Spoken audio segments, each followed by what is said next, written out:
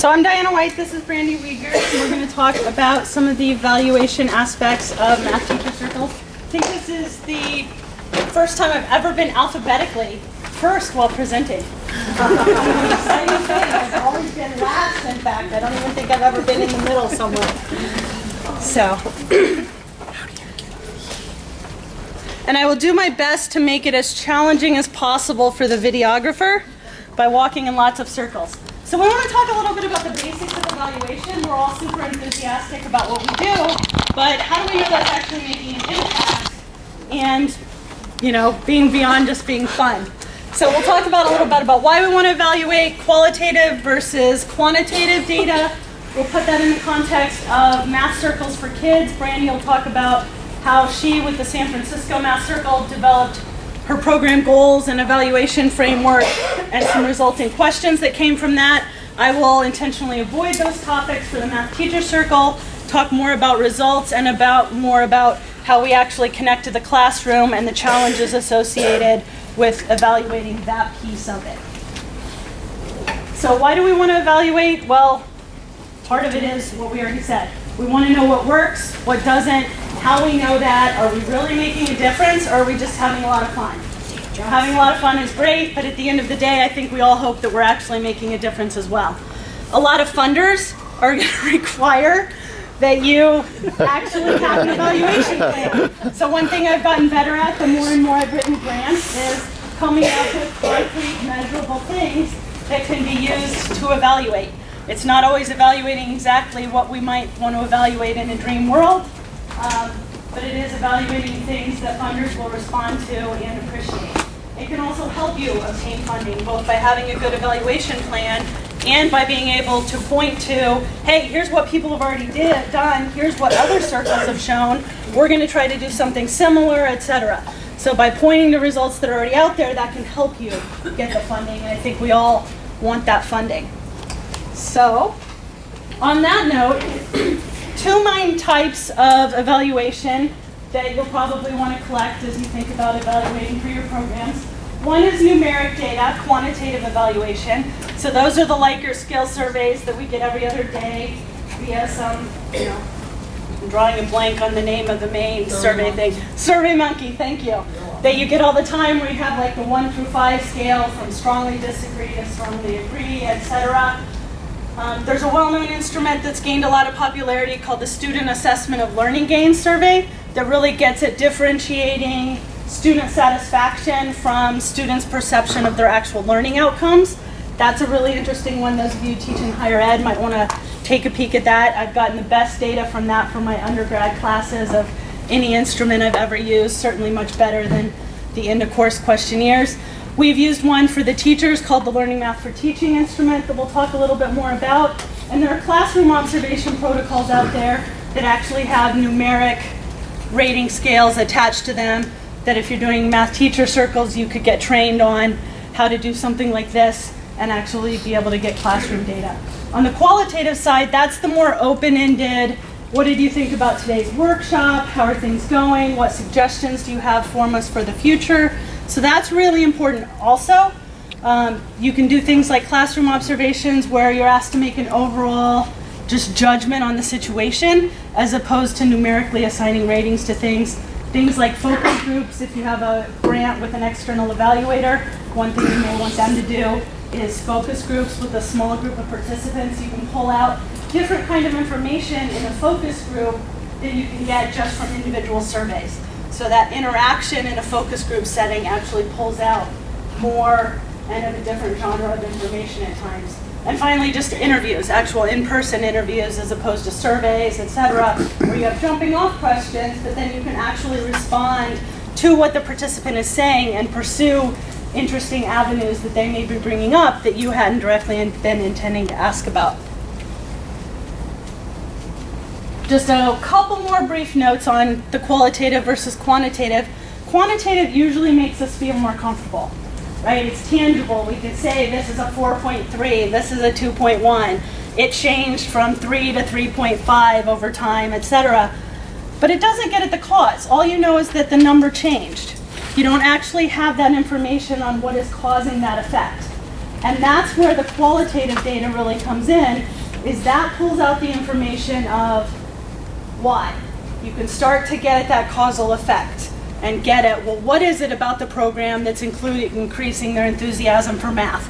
Is it the pizza, or is it the actual math activity? You know, we hope it's the math activity. If the math activity is actually decreasing it and they're saying, oh, I hate the math, but the food and all the social aspect is great, then I think you're going to want to rethink what's going on there. And then the other one is just to be really, really cautious. Oh, it can be done rigorously. We tend to say, well, that's fuzzy, etc. There's a whole body of work out there where qualitative researchers really are looking at what is emerging from the data and not just picking and choosing and cherry picking, etc. So that actually can be done in a very scientific, rigorous way, not just, so there's a lot of rigor there. So just be aware of that, because a lot of times people want to dismiss it. And the final thing is just be really cautious about self-report data on changes. It is absolutely well established that when teachers respond and say, yes, this changed my practice in the classroom in the following ways, doesn't mean it necessarily did. It means they believe it did. We don't think they're lying to us or anything, but that doesn't mean that their self-report data on those changes are what's actually occurring. So that's something to be really cautious about there. And with that, I'm going to hand it over to Brandy to talk about the Math Circle for Kids. So our process in creating the San Francisco Math Circle evaluation came mainly motivated by the funders saying, we actually brought it, one of our funders said we need to have an outside external evaluation. So we spent a ridiculous amount of our yearly grant to actually bring in somebody to do that external evaluation. And that really made one of our funders very happy. And it really irritated our other funder. Our other funder said, this is all sort of fuzzy. It's not concrete enough. It doesn't have enough numbers. You sort of tell us that the students like the Math Circle and you spent a ridiculous amount of money. We need something more solid or we're going to stop funding you. This is how we entered the foray of designing our own San Francisco Math Circle evaluation. So we started with really going through the literature and understanding how to take what we had, I'd always done end of the year surveys. That sort of felt like that was what an evaluation was, and this is really how I learned to go back to the math education research and understand how that connects to how to do an evaluation. So this is how we translated from really how did it go to understanding if we met the program goals. And that was something that I didn't realize before, was that evaluation really needs to take and connect to the program goals. So what is the San Francisco Math Circle program goals? We realized we've been actually turning these in to our funders for years. The San Francisco Math Circle was established in 2005 by Paul Zeitz. It's a wonderful program. We've been writing it into our program, but we weren't actually looking at them before we took and started our program, or at the end of the program and assessing them. We were mainly just using them as a beautiful way to have a cover page for our grants that went in. So these are things that we definitely do at San Francisco Math Circle. We hope to develop a safe mathematical community for individual students and teachers involved in the program that will result in increased individual mathematical competency, increased problem-solving competency, individual students choosing to do mathematical activities, individual students choosing to explore harder mathematical tasks, increased persistence on mathematical tasks, and an increased understanding of what math is. So these goals may not match what your Math Circle goals are, but something that makes San Francisco Math Circle different than other Math Circle models is that we're really taking and reaching out to students that all they have to do is like math. They don't need to be the top student in their class. We aren't looking for increases in their test scores. We're just looking to take and support them in a community of students and other teachers that like math and want to explore it more. This is where it's cool to like math. This is where it's safe to like math. And this isn't necessarily going to show up on a test score. And so we really had to look at our program goals and think about how we word that to to take and reflect that, and this is what we came up with. What we were then able to do is go into the math education research and find strong connections between these goals and measurable values. And these measurable values are personal expectation of mathematical competency, personal values of mathematical tasks and activities. And this is measured in 4 different ways. Utility value. Is math going to be useful to me in my future goals? Intrinsic value. Math is important to me. Attainment value. It is important that I accomplish, ... Cost. Sacrifice required to participate in math. These sort of sound a little bit different, but when I first got this, it all sort of blurred a lot to me. And so this is where I really want to reiterate. It was important that the literature shows a connection between our goals and these measurable values. These are things that questions, surveys that go with these values that you can then show if there's a change in the survey on these values, then we've accomplished our goals. And that was a different way of looking at that than I had before. And in order to make that more solid, I'm going to show you a picture that is terrifying, but it's helpful. It's awesome. So this is the theoretical model for San Francisco Math Circle and our goals. So at the top, we start with who is in the San Francisco Math Circle. We want to always take and have a safe mathematical community. We have in this mathematical community, mathematical socializers. We have Math Circle, Math Fest. We realize that it's not just in Math Circle that students are having mathematical experiences. And this relates then to personal math goals. So for all of this, we're still in that green section all at the very, very top. From there, we have things that we can measure. We have over on the left-hand side, this is really going to challenge me because I can never know my left from my right. On the left-hand side, expectations of mathematical competency. It is likely that I will succeed at X. On the right-hand side, we go back to this perceived value of mathematical tasks and activities. So this middle section is aspects that the mathematical education world has found ways to measure. They have developed surveys, tested these surveys over 5, 6, 10, 15 years. Definitely more than I can do in my math circle. And this is the resources that we need to go to. This is the people that we need to turn to in terms of understanding the impact of our programs. We can then, with these lines, these arrows, the arrows show how things are connected. The gray arrows show things that are directly in one set of mathematical education research. The orange arrows show another set of mathematical education research. And the blue arrows is where I'm personally trying to do research now to try to take and make connections that I think need to exist. So this whole idea of a safe mathematical community is something that for us is very important. It was something that we want to try to measure in San Francisco Math Circle, but I have not so far found as much information in the mathematical education world about that. So that's something that we're going to continue doing research on in the years to come. And some of these we're also definitely making leaps to. Is the intrinsic value of math, we didn't find a direct connection to that in problem-solving competency, but that's a big theme as well in our program, and we're developing that and understanding it more and more. So let's break this down, make it a little bit less scary, and let's just sort of start with understanding my community that I work with. So this is one thing that's going to be very important. Each one of you can't really take my questions and directly import it because your Math Circle program is different. So to take and get you started, you need to understand that the San Francisco Math Circle is in San Francisco.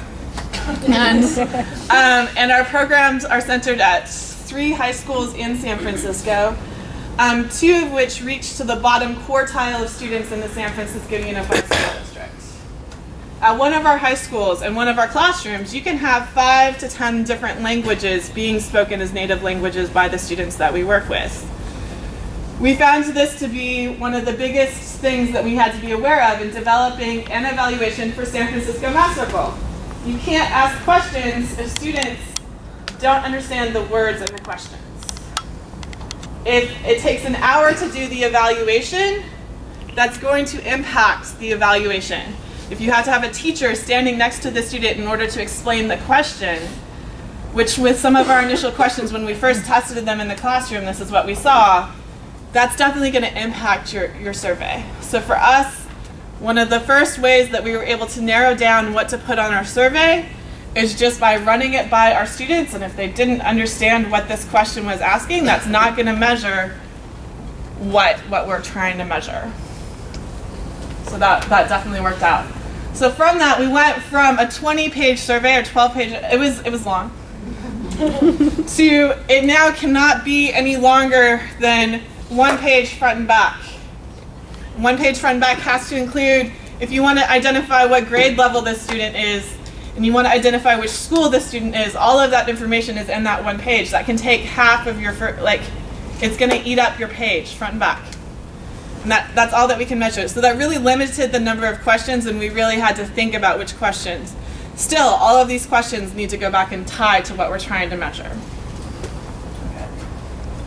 And those come to this bottom half of this model. We want to take and use questions from yellow and blue to take and go back and measure these pink values, these red values at the bottom. So here's an example. We have a perceived value in interest, which is the enjoyment an individual gets from performing a task. The questions that we ended up selecting that best fit our community is I enjoy the subject of math, and I enjoy studying math in my math school class.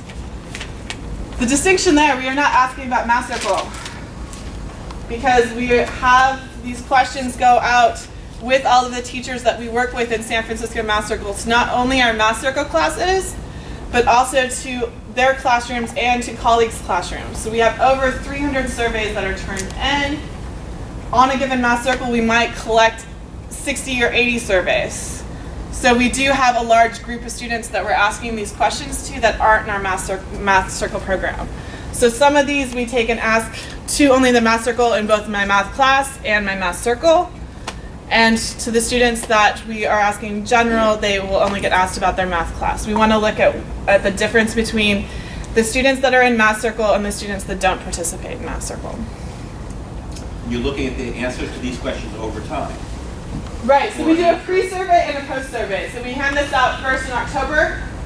We don't do it in September because we can't do it as part of our first. We don't want the first day you walk into Math Circle, here is 5 different pieces of paper. But we do it about 4 weeks into our Math Circle class. And you expect students, you hope for students to enjoy mathematics more, but to like their school mathematics less?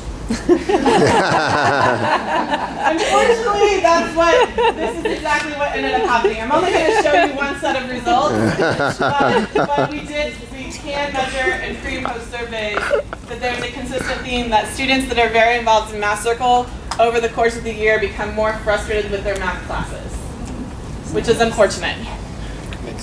Why do you say it's unfortunate? What's wrong with it? We can discuss that later on. I think that's more of a philosophical discussion. But I think that it's unfortunate that we create an experience that then makes another experience frustrating. Because we want to do no harm. San Francisco Math Circle, our #1 mantra, every single instructor hears this multiple times in the year, do no harm. And I think that that's a measure that we're doing harm. It is not. If we want to make sustained change, we don't want to be inadvertently undermining our education system. We want to be contributing to it. So even if we don't like the status of it, etc., we want to be figuring out how to work within that toward that change, not inadvertently undermining things. So, or making that change more difficult. Sorry, Brandy. So I see that what I didn't show is that our overall structure. So we created this survey, 12 pages many years ago. From that we came up to questions, and we did our first round completely last year. We did a pre-survey in October, a post-survey in April, and we looked at what changed in the students that had self-identified as being part of Math Circle and self-identified as not being part of Math Circle, and what changed in those two groups. So we do have some students that start off in October that have already been in Math Circle for the last 2 years, And so those changes are smaller. And we do, without using personal identifying information, we are able to track some students from October to April without information that I can identify that student as an individual. It's just, but I can track who that student is. We use like the last 4 digits of their phone number or something like that, and their school and their classroom. Brandy, when you Yes. say that they expressed frustration with classroom mathematics, did you go into details? Did they express frustration with the way their teachers are teaching, or with Again? the way mathematics is perceived by their peers in the classroom? One page, and so on? front and back. So not a lot. This mainly came in some of the quotes, the one lines that we got students writing in. So I also should give a shout out to my awesome student assistants that have to do all the data entry for this particular. They're amazing. They're awesome. Okay, so a couple of the other questions. I just want you to get a taste of the sort of questions that we're using. In order to measure utility, math will be useful to me later in life. I need to have good mathematic problem-solving skills to be successful in the future. Attainment. Being good at problem-solving in math is important to me. It is important to be a person who reasons mathematically. You can read these. It's in addition to getting the right answer in mathematics, it is important to understand why the right answer is correct. And compared to most of your other activities, how important is it for you to be good at math? So some of these are being done on a Likert scale from 1 to 5. Others of these are yes, no questions. Cost. We want to actually not just, this is a value that I found very interesting when I was first reading through the literature. The accumulated negative aspects of engaging in mathematics. So I would rather be in my math class than in other classes, or hard math problems scare me. These are questions that are linked to math education research that we can take and show a change in the value being linked to other things. This is another aspect that we were trying to measure. The ability was that blue section, self-efficacy. Some kids are better at one subject than another. For example, you might be better in math than reading. Compared to most of your other school subjects, how good are you in math? And how well do you expect to do in math this year? So these are the questions that we use in the blue and yellow to take and connect to our program goals in pink. Okay. We have a couple of other questions. These were some of the backwards arrows. Nature of mathematics. This is something that if you've heard about, especially in science evaluation research. I'm so sorry. Did you have a question? Brandy, these are great questions, complicated to copy down. Do you have them on your website? We do have them on the website, and you can connect to me personally, and I can also give you the surveys that we've used so you can see the pre and post. And also, this slide will be on the website. Yeah, it already is, I think, from different versions. So we can definitely get anything to you. Nature of mathematics, though, is related to nature of science. So it's been very interesting. I'm engaged right now in doing out-of-school evaluation with science, as well as compared to out-of-school evaluation with math. It's been very interesting to look at the difference. So you might have heard of the Draw Scientist, is one of the really popular ones for nature of science. And we tried this with our elementary math circle, and it was wonderful because they're all princesses, are mathematicians, so it's great. Anyways, but the questions that we use for our high school students is: have you met a mathematician? Describe what a mathematician is. Problem solving is an important part of mathematics. An interesting side note, one last one, is that a lot of our students in math circle said that self-identify as being in math circle. They haven't met a mathematician in the classroom, but they have in math circle, which is very interesting because a lot of our mathematicians that teach math circle are actually also in the classroom. So that was a very interesting part. Brandy? Yes. I'll go back one. Most of the question was describe. How do you score those ones? The answers to describe. That's on the Likert scale. This goes back to there is rigorous ways to take and score what is written down by people. You have to create a scoring system. This is something that I'm learning a lot in terms of math education researchers do this a lot, and it's a very rigorous process, and I'm learning a lot about it. So you have to, tiny bit more please. about it. Oh yeah, okay. Went in my book. Which means I have to So finish who mine. asked that question? Mateus. One later.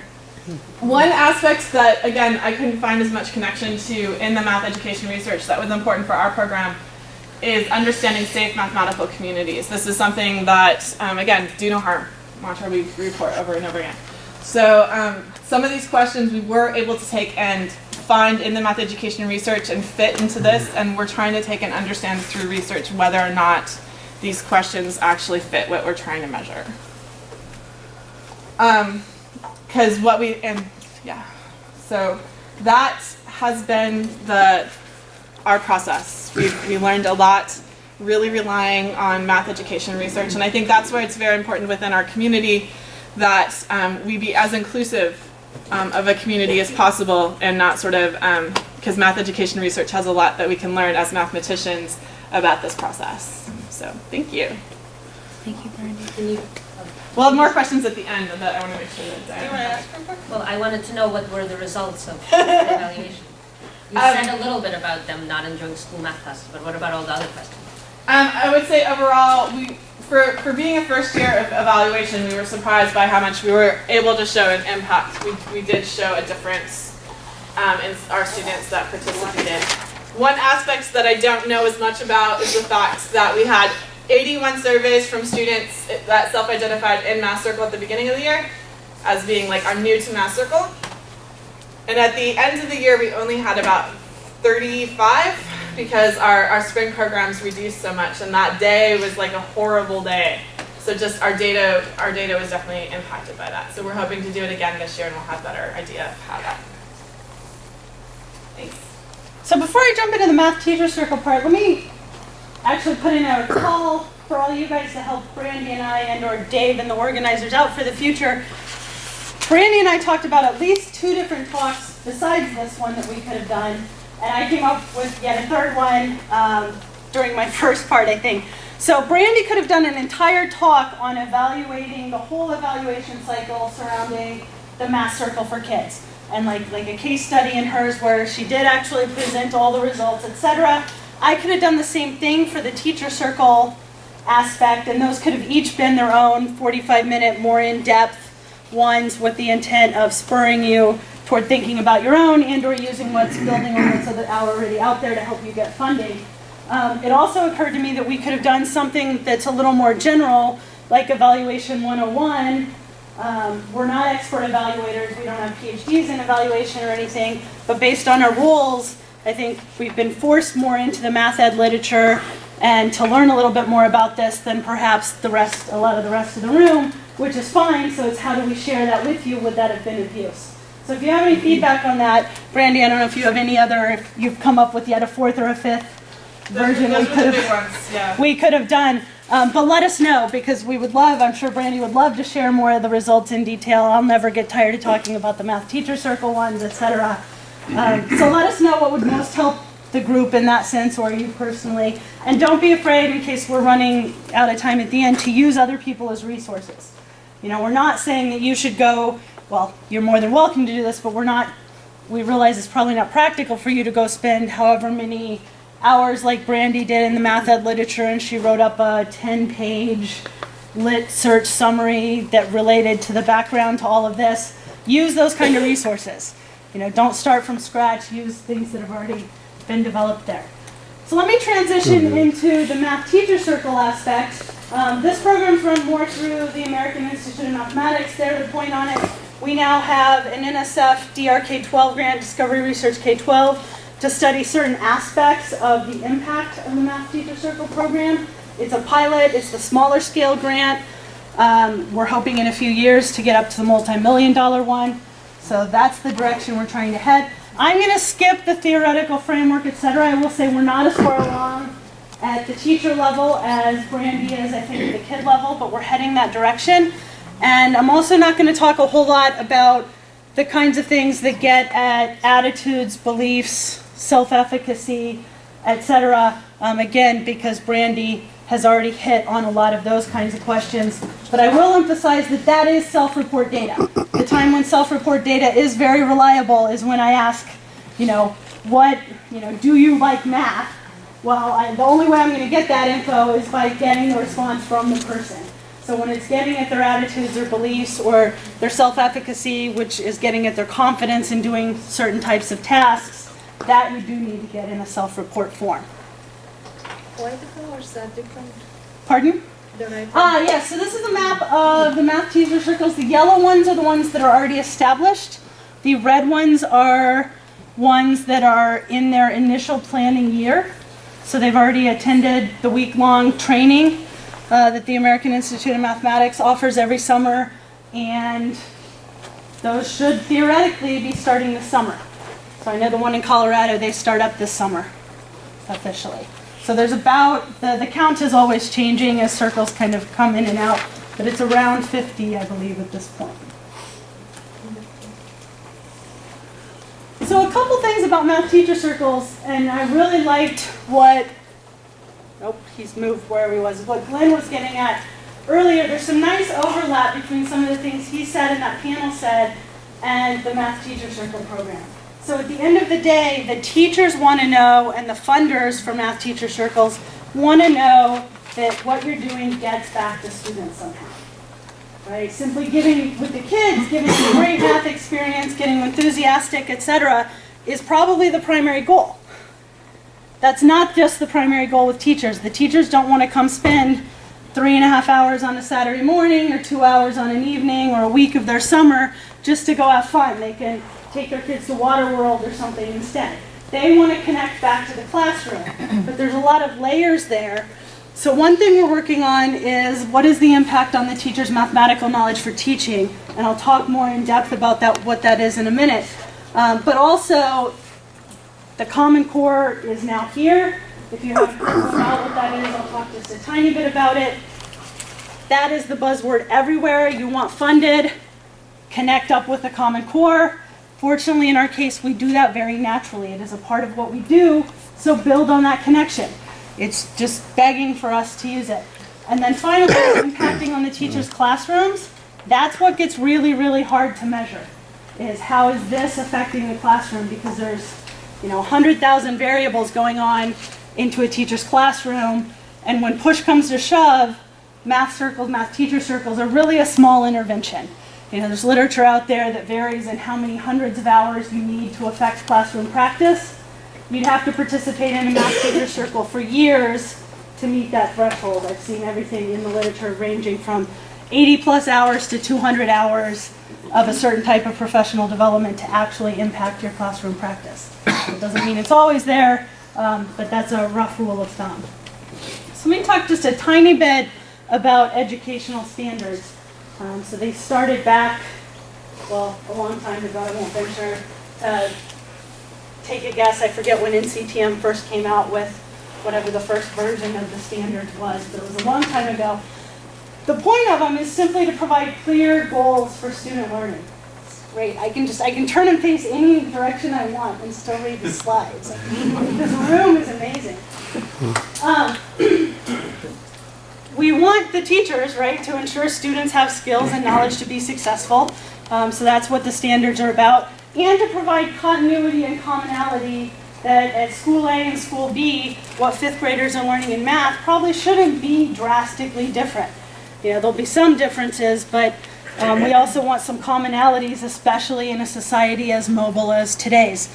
I have a teacher who told me how at the beginning of the year she had 30 students, and at the end of the year she had 30 students, and 4 of them were the same. I mean, that's the reality of some aspects of our culture at this point. And they don't tell the teachers how to teach. It's the knowledge and the skills that they need. It's not, here's what you should go do in your classroom, etc. Common Core state standards, just let me get a feel. How many people already know what those are and where those came out of? Ooh, quite a few. Okay. So those actually were a bottom-up initiative from the National Governors Association to head more toward a common set of standards nationwide. And we're up to 46 states that have signed on to them. And to sign on to them, you have to be 85% in compliance. So you can vary a tiny bit. Correct me if I misquoted you, that's a tiny bit. But you have to be almost fully with them, but you can augment still at the state level, like we still have our Colorado state standards, and other states have tweaked them a little bit. And I don't know how they measure 85%, but you basically have to sign on to be them, but you still have a little bit of freedom. There really is an increased emphasis on the standards of mathematical practice. Lynn brought these up and had a list of them, and my next slide's also going to be the list of them. That is where we most naturally connect. Where the math circles and math teacher circle movement most naturally fits in is what is mathematics as a discipline, how do you develop those disciplinary habits? Not how do you learn this algorithm, etc., which are important skills as well, but really that deep disciplinary knowledge that we have and that problem-solving focus. It is definitely not a curriculum. It's not a checklist. Teachers, etc., who aren't very familiar with it may mistakenly think, well, I'm going to teach this one today and put a check mark by it and this one tomorrow. Not what it's about at all. They did make a strong effort to align it with research and evidence, as opposed to just, okay, let's sit in a room and think about what we think should be good, because we know in education that doesn't work. Naively we can think that the more math you take, the better you're going to be at teaching kids. Well, it doesn't work that way. Right? In fact, it's actually inversely correlated in some studies, etc. At some point. You need some level of it, but after that, it becomes a much broader concept of it. And informed by top performing countries, aligned with college and career readiness. If you haven't heard of that, that's another big thing, college and career readiness standards that are going on. So what are these standards? There's 8 of them. Number 1, I think, is a fancy way of saying problem solving, arguably. Make sense of problems and persevere in solving them. So we fit in very naturally there, and in a lot of the others. Look for and express regularity and repeated reasoning. Look for and make use of structure. A lot of these are variants of investigate the mathematics and really get at what's going on, but naively. Critique the reasoning of others. That's getting an important skill set, being able to understand what others are saying mathematically and figure out if it's valid or not, etc. So I'm going to transition a bit into mathematical knowledge for teaching. And this came up indirectly. There's actually a quote that was in Glenn's part of his slides earlier that I cut out, that I have in variants in mind. So it's the actual work needed to carry out the teaching of mathematics. And there's a growing literature base around it. It's related to something called pedagogical content knowledge, if you've ever heard of that. And the good news is, I'll cut straight to the chase, what we have some preliminary evidence on is that we're impacting that. Is that the Math Teacher Circle program is impacting the mathematical knowledge you need for teaching, and that knowledge is tied directly to student achievement. So what we're trying to get to is that bridging that gap again to the classroom. But it gets at things like explaining terms and concepts to students, analyzing student work, judging and correcting textbook treatments, actually using representations accurately and correctly, and coming up with things like examples of concepts, algorithms, proof, etc. in the classroom. Notice these are very different than what a math major would learn. We might hope that they're not, but that's not the focus. A math major's building up. This is a broader and different skill set that a teacher needs. So there's mathematical knowledge that is very specific to the work of teaching that teachers need. So as an example of that, take a peek at this. This is a question getting at analyzing student solutions. So there's 3 different a priori ways of multiplying numbers listed on this slide. Which one is the one you know or learned first? Some of you may know all 3. But do they always work? Do they sometimes work? Do they never work? Is it a fluke? Well, they appear to work.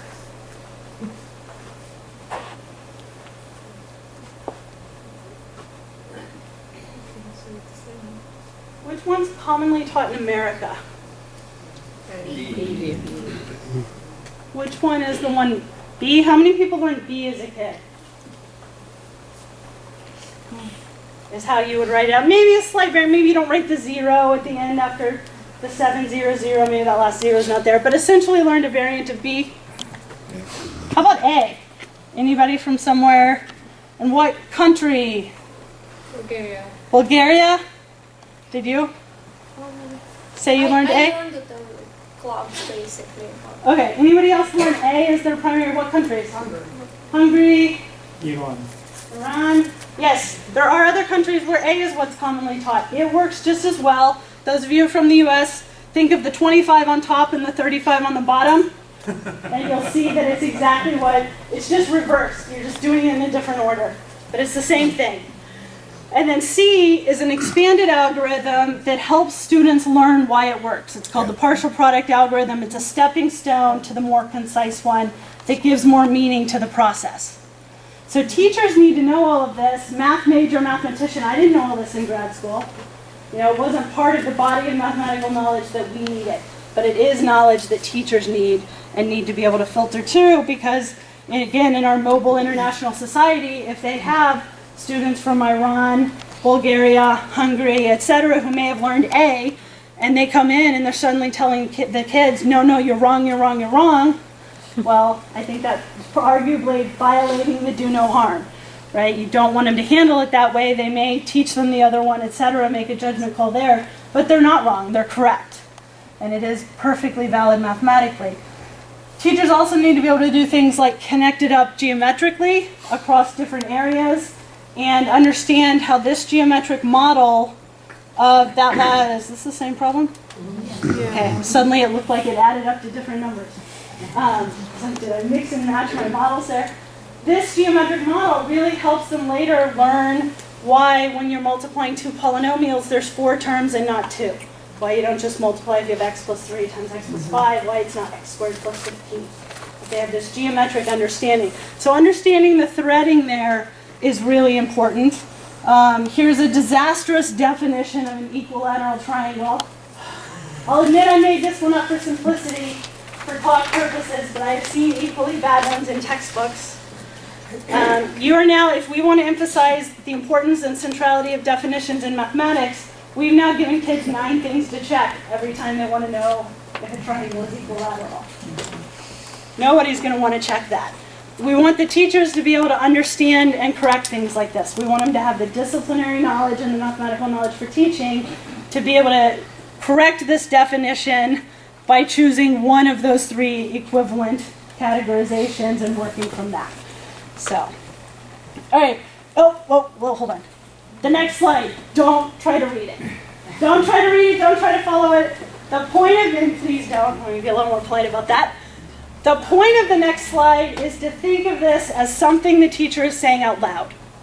So the teacher has to what the teacher is hearing out loud from the students. The teacher has to parse these kind of statements and make mathematical sense of them.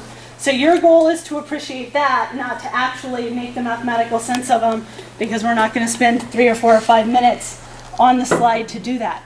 But they could be asking students about their thinking and get responses like that, getting it multiplying 64 times 5, all these different ways, what the students are thinking, etc. Hearing this out loud, needing to parse it mathematically. So critiquing the reasoning of others, say, tying back to the standards. And the kids need to be able to do this with each other also, and the teachers need to be able to facilitate that. And by facilitate that, I mean mathematically facilitate that, not just have the instructional practices skill set there. So let me see, I'm probably right at time. Let me see what I want to skip the next thing. All right, there is a test that gets at this mathematical knowledge for teaching that's well respected right now in the math ed research community. It's developed at the University of Michigan. It measures mathematical knowledge for teaching, and it has been directly connected with student achievement in a really large-scale study in California. Preliminarily, we've actually we've shown results in the Math Teacher Circle program that lead to that. Dave is standing up. You don't get to enforce the schedule. All right, qualitative data. We want things like end of survey, workshop forms. We've done a national survey and gotten a lot of data that we can share for you that we're writing up the results on. Theoretically, we're within a week of the paper, but I've been saying that for about 2 months. So we'll see when that actually becomes a true statement. And we're what do I want to say? I am not going to get to answer Matthias's question unless he re-asks it. So Matthias, you should re-ask your question. And where are we trying to head with this? We are trying to get at, I didn't know that it was going to do that to me. We are trying to get, I don't know how to turn my timer off. There we go. I didn't even know how to work the timer until 45 minutes. We are trying to replicate all this and get at what's really going on and do some case studies and follow some teachers and say, if you're participating in this, what's happening over time? What is happening in your classroom over the course of a year from the time when you participate in an immersion workshop and as you continue on, like Susan, putting her on the spot over there, starting her problem-solving Mondays, what does that look like? What's the impact of that on her as a teacher and on those kids? So we're trying to head that direction. Some of you may get contacted about studies with us. Dave will not be our professional videographer in our study. Some key ideas that Brandy and I wanted to make sure we left you with. Brandy, do you want to go through them? Putting her right on the spot there since we didn't plan who would do these. Here are our key ideas. Yeah, go for it. You're on.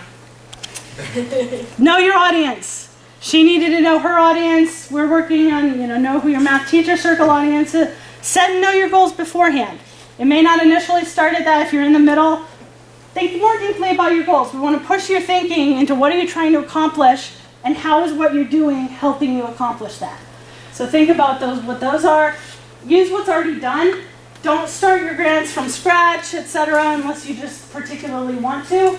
There's a lot of them out there, both for kids and, I got Amanda's for the Dulciani grant for the MAA. She was kind enough to share it. I built off of it.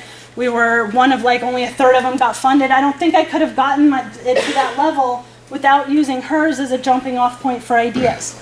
So, those kind of things, don't reinvent the wheel basically. Use us as resources and others. And then again, just think critically about both what you're doing and how you're evaluating it. Well, and I'm going to say one of the things that we said when we were practicing this last night that I really loved how you said it was that it's important that we respect the culture of where we're working with. So if you're working with teachers, it's important to take and respect the framework within the teacher environment that is going to take and while working with teachers. So know that and don't just anticipate that we as mathematicians sort of trumping in know what's best. We're not going to solve all the problems on our own. Yes, so work with it. I mean, all of this sort of fits together. I love the idea of a safe community. The more that we can work together, respect and work together, and not redoing what's done, but instead share and work together. I really like working together.